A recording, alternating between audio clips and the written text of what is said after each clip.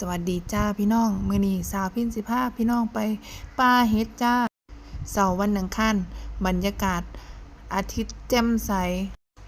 แดดส่องแย่งตาโอ้ยสมาแดดแต่เช้าแท้น้อมื้อนี้ออกหาเฮ็ดแต่เช้า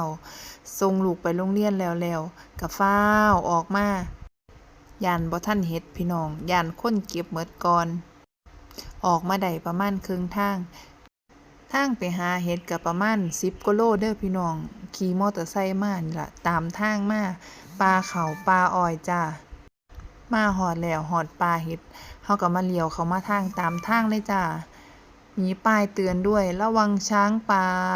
นี่จ้าไปเก็บเห็ดกันจ้าพี่น้องมื้อนี้คุณสาอาสาพามาหาเห็ดแต่เช้าจ้า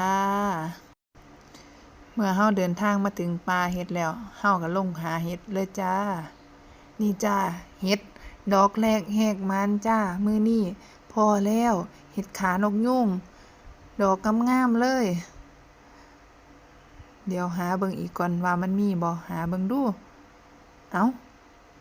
าวันนี้มาพอเห็ดละโงกพี่น้องเบิ่งดูพี่น้องเห็ดละโงกดอกงามๆกำลังตุ่มกำลังเป็นไข่พอดีบัดนี้เฮาก็สิเก็บมื้อ